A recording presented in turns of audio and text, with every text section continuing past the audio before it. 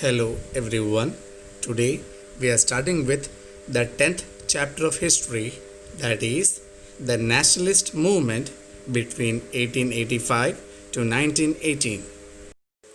The nationalism is a sense of oneness born out of sharing the same geographical territories, the same history and culture, and same aspiration to be independent of foreign domination.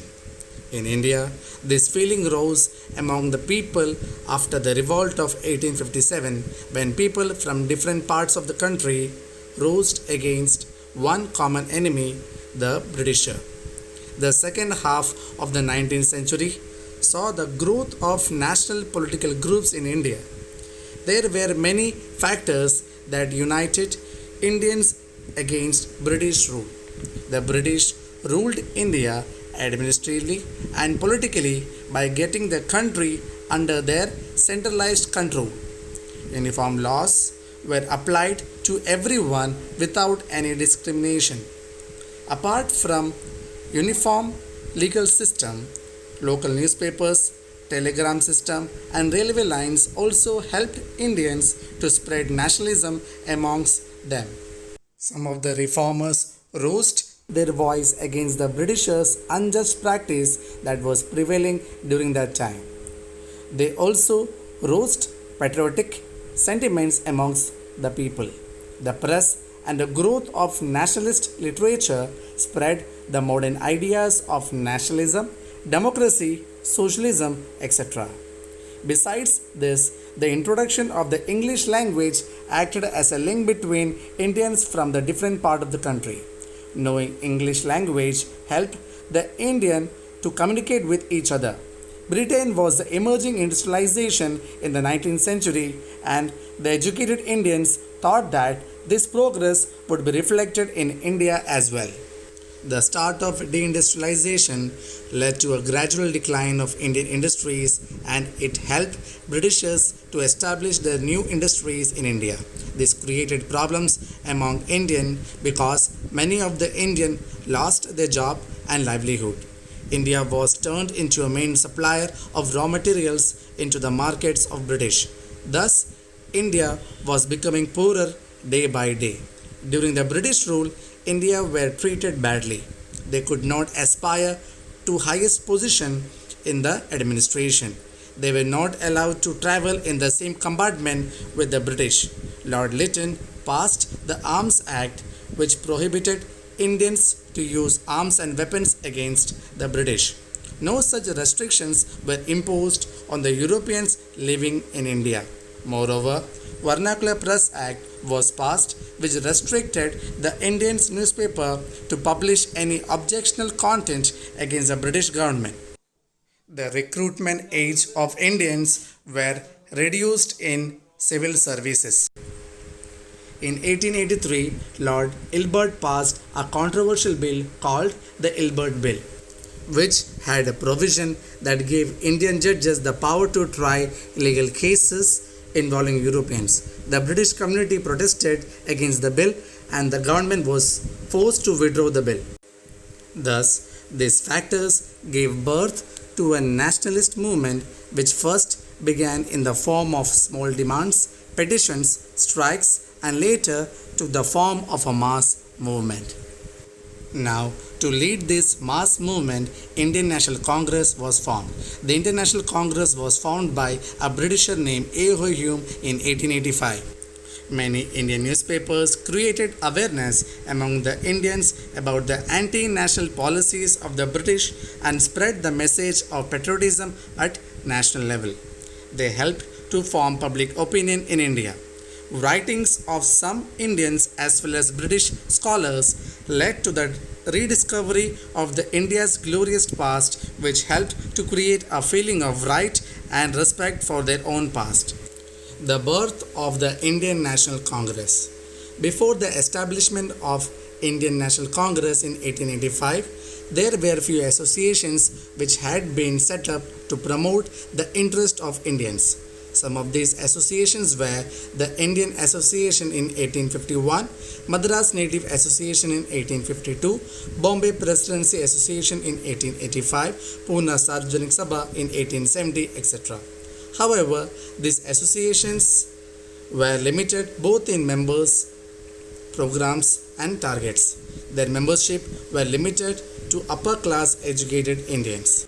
The need was felt for an all Indian political organization which would involve all the masses and would be more assertive in putting forward the demands of the people of India. Keeping this in mind, Surendranath Banerjee started Indian Association in 1851. The credit for giving a concrete and final shape to this political organization goes to a retired English civil servant A.O. Hume.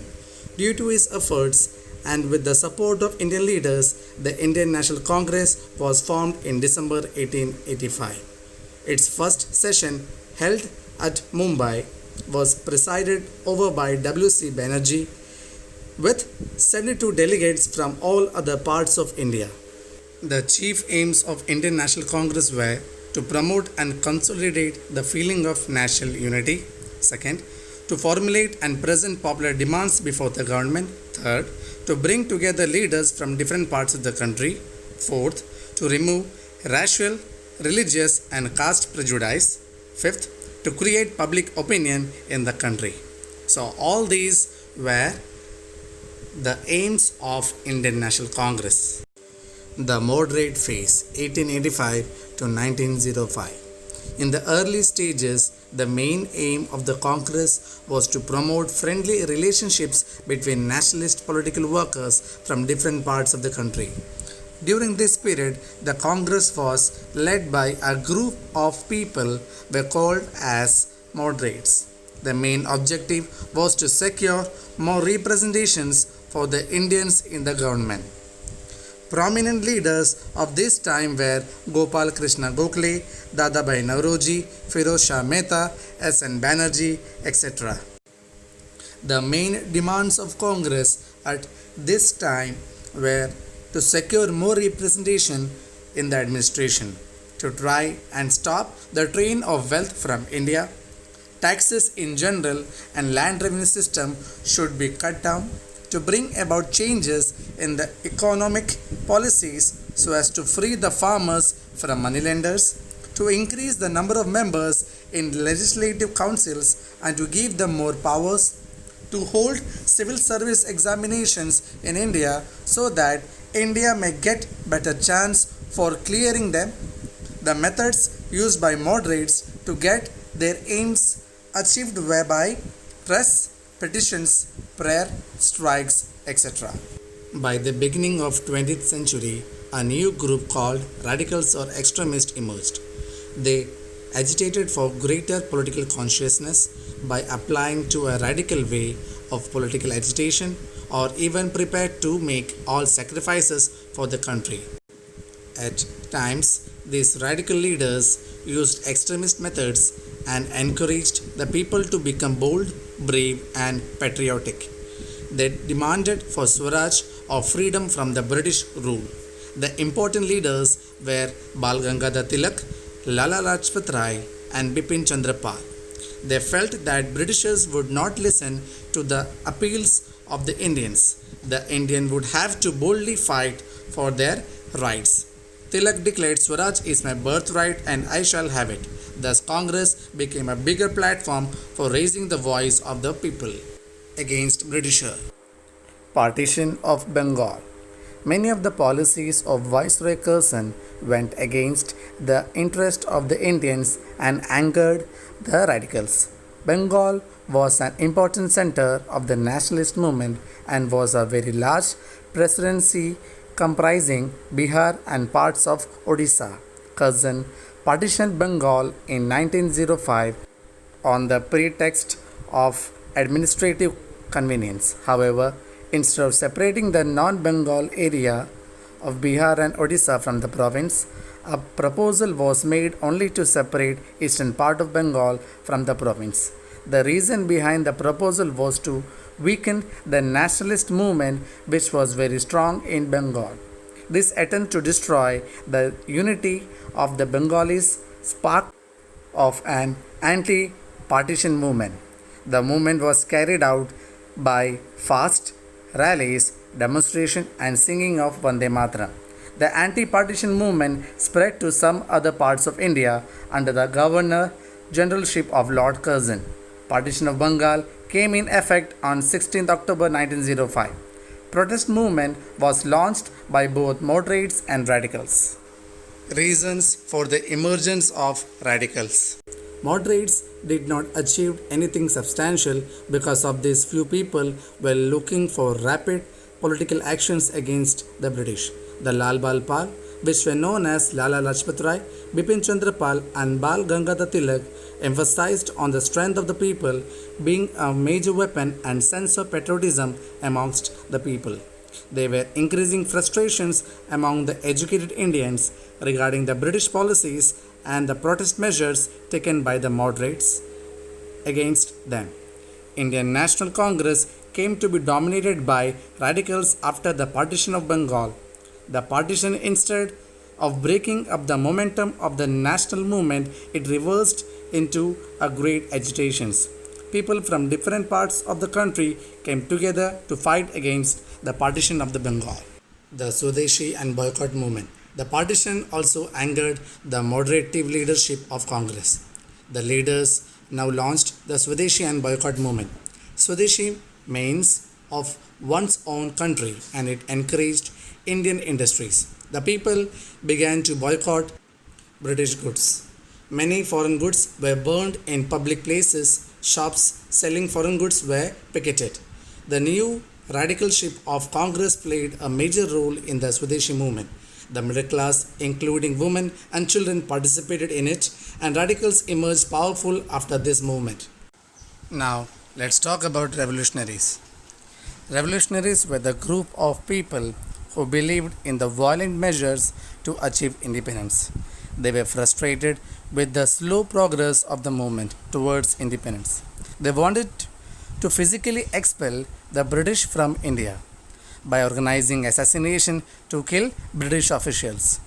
They also committed looting activities to achieve their aims. Early in the 20th century, they began efforts to form revolutionary group in India. Many secret societies of revolutionary youth came into existence. The most famous among them was an Anushilan Samiti in Bengal and Abhinav Bharat Society in Maharashtra. The birth of Muslim League. The Muslim League was founded in 1906 under the leadership of Salimullah Khan and Aga Khan, the Nawab of Dhaka. The league grew through the encouragement given by the British to the Muslim, so that British can come over with the policy of divide and rule. Another reason was the perception of some Muslim leaders that the Hindus were in majority and they would let the Muslims out in the future governance of India. The League supported the partition of Bengal and demanded special reservations for the Muslims in the government service. Now, let's talk about the main aims of the Muslim League: to protect and advance the political rights and the interests of the Muslims, to ensure that the Muslims do not develop hostility towards the British, to promote loyalty to the British government. So all these were their main aims. Morley Minto reforms. The British tried to suppress the moderates by passing the Indian Councils Act of 1909. This act was passed based on the suggestions of the Viceroy Lord Minto and the Secretary of State for India John Morley. The act also introduced several electorals for the Muslims, which meant that there will be a separate constituencies for the Hindus and the Muslims. The Hindus could vote for only Hindus candidate. This was done in the name of protecting the Muslim minorities. But in reality, this was a part of British policy of divide and rule. Through this act, the British hoped to keep away the Muslims from the national movement, as it encouraged the communal divisions between the Hindus and the Muslims. National movement during World War I. The First World War began in 1914 and the British used Indian resources and soldiers to fight the war. The Indian leaders hoped that if they extend support to the British during the war, their demands would be granted after the war was over. Meanwhile, the Home Rule movement began in India, led by Bal Gangadhar Tilak, with the objective of achieving self-government. Annie Besant also joined the movement. The Home Rule movement spread all over India, demanding self-government or Swaraj.